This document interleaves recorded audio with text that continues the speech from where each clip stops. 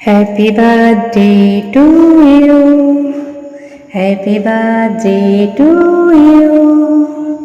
Happy birthday, my dear Guruji. Happy birthday to you. Happy birthday, my dear Guruji. Doctor Mikao Usui, যিনি Reiki শক্তির প্রবর্তন করেছিলেন, ওনার জন্ম হয়েছিল 15ই আগস্ট 1865। ভগবানের মতো আমাদের কাছে এসেছিলেন উনি। রেকি শক্তিকে পুনঃপ্রচার করে আমাদের সামনে নিয়ে এসে দিয়েছিলেন। আমরা কি ভীষণ লাকি, তাই না?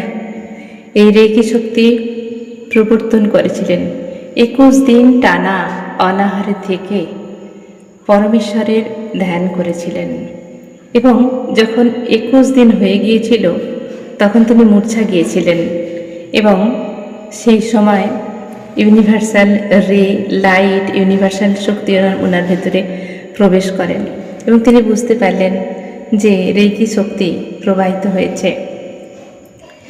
এই রেকি শক্তি তিনি বুঝলেন কেমন করে? পাহাড়ের উপরে তিনি বসে ধ্যান করছিলেন সম্পূর্ণ না খেয়ে, এবং যখন 21 দিন হয়ে গেল তখন সেই সময় 21 দিনের দিন উনি মূর্ছা গেলেন। ইউনিভার্স তখন কৃপা করলেন। তারপরে যখন ফিরে এলেন শক্তি নিয়ে, দেখলেন সম্পূর্ণ সুস্থ। যে 21 দিন খাননি সেটা তার কিছু মনেই হলো না ইউনিভার্সাল পাওয়ারের জন্য। পাহাড়ের চূড়া থেকে যখন তিনি নামছিলেন, দেখছিলেন ছোট্ট মেয়ে কান্না করছে, তার গালের কাছে লেগে গেছে। এই গুরুজি হাত দিয়ে সেই জায়গাটায় হাত দিতেই ভালো হয়ে গেল। এইভাবে যার যা প্রবলেম হয় সেই প্রবলেম সুন্দরভাবে হাত দিতেই সেরে যায়। উনি বুঝতে পারলেন যে এটাই সেই রেকি শক্তি, ইউনিভার্সাল রে, চাবি, পাওয়ার, এই সমস্ত কিছু। তারপর উনি ঠিক করলেন যে সবাইকে এই শিক্ষা দেবেন, কিন্তু সেই শিক্ষা যখন তিনি বিনা পয়সায় সবাইকে দিতে লাগলেন, দেখা গেল সেই শক্তি আর কাজ হচ্ছে না। মানুষের কাছে বিনা পয়সায় কাজ হচ্ছে না। সেই শক্তি যাকে দেয়া হলো ঠিকভাবে কাজ হচ্ছে না, আর সেই শক্তি যেন লুপ্ত হয়ে যাচ্ছিল। সেই জন্যে তিনি ঠিক করলেন যে কিছু গুরু দক্ষিণা নিয়ে তবেই কিন্তু এই শক্তিপাত করা হবে। এবং সেই থেকেই রেকি যখনই কেউ করে কিছু গুরু দক্ষিণা নিয়ে থাকেন, এবং হিলিং করলেও কিছু এনার্জি এক্সচেঞ্জ করিয়ে থাকেন। তিনিই আমাদের শিখিয়ে গেছেন। 21 ডেজ তিনি না খেয়ে, অন্ন জল না খেয়ে সাধনা করেছিলেন। তারপর সেই শক্তি তিনি ধারণ করেছিলেন শরীরে। সেই জন্যেই রেকি শক্তি আমরা যখন অ্যাটনমেন্ট নিই গুরুদের কাছ থেকে, তখন 21 ডেজের সংকল্প আমাদের নিতে হয়। 21 ডেজ আমাদের একটা টাইম পিরিয়ড চলে, 24 পয়েন্ট হিলিং। যারা মনে করছেন যে রেকি শিখবেন, রেকি শক্তিকে নিজের শরীরে ধারণ করে নিজেই তৈরি হয়ে যাবেন নিজের এবং বাড়ির ডক্টর এবং সকলের ডক্টর। এই রেকি শক্তি আমাদের শরীরে কিন্তু অলওয়েজ আছে। তার আমরা ফ্লো করতে পারি না কেন? কারণ এনার্জি পয়েন্ট ওপেন করা নেই। সেটাই করতে হয় গুরু দ্বারা।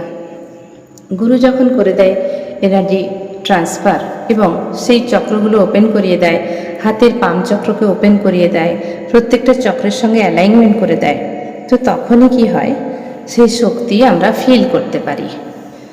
আর এই রেকি শক্তি আজ আমরা পেয়েছি এই মহান গুরুর মাধ্যমে, ডক্টর মিকাও উশুই। ইনি আমাদের জীবনে অমূল্য সম্পদ। আমরা যারা রেকি টিচার বা যারা রেকি শিখছি, অবশ্যই এনাকে শ্রদ্ধা জানাবো। প্রত্যেক দিন যখন আমরা রেকি করি, এই মহান গুরুজিকে আমরা স্মরণ করি। আজ তার জন্মদিন, শুভ জন্মদিনে অনেক অনেক প্রণাম জানাই ওনাকে, অনেক শুভেচ্ছা জানাই, অনেক শুভেচ্ছা জানাই। এবং আমার সমস্ত যারা দীক্ষা নিয়েছেন, আমার স্টুডেন্টরা, তাদের হয়ে সকলের জন্য এনার কাছে প্রণাম জানাই। অনেক আশীর্বাদ করুন। মহান গুরুজি ডক্টর মিকাও উসুই। ইনি জাপানিজ, সেই জন্য নামটা এরকম। যারা নতুন নতুন দেখছেন তাদের কাছে নামটা এরকম হতে পারে অজানা। তো এই মহান গুরুজির উদ্দেশ্যে আমাদের সশ্রদ্ধ প্রণাম জানাই ওনাকে। উনি যেখানেই থাকুন এনার্জি রূপে, ভগবান ওনার তো মঙ্গল করবেনই করবেন, কারণ উনি আমাদের সকলের মঙ্গল করে গেছেন, তাই তিনি আমাদের কাছে ভগবান। যারা রেইকি শিখতে চাইছেন দেরি না করে আপনার নিয়ারেস্ট কোনো গুরু থেকে রেইকি দীক্ষা নিয়ে নিন, রেইকি শিক্ষা নিয়ে নিন। রেইকির মতো মহান শক্তি আপনার শরীরে যদি ধারণ করতে পারেন, এনার্জি পয়েন্ট ওপেনিং করে হাতের পামের মাধ্যমে রেইকি শক্তিকে চ্যানেলাইজ করতে পারেন, তাহলে দেখবেন আপনিও হয়ে উঠেছেন একজন সুন্দর হিলার। Thank you. আজকের ভিডিও এইটুকুই। সবাই ভালো থাকবেন, আনন্দে থাকবেন। ধন্যবাদ।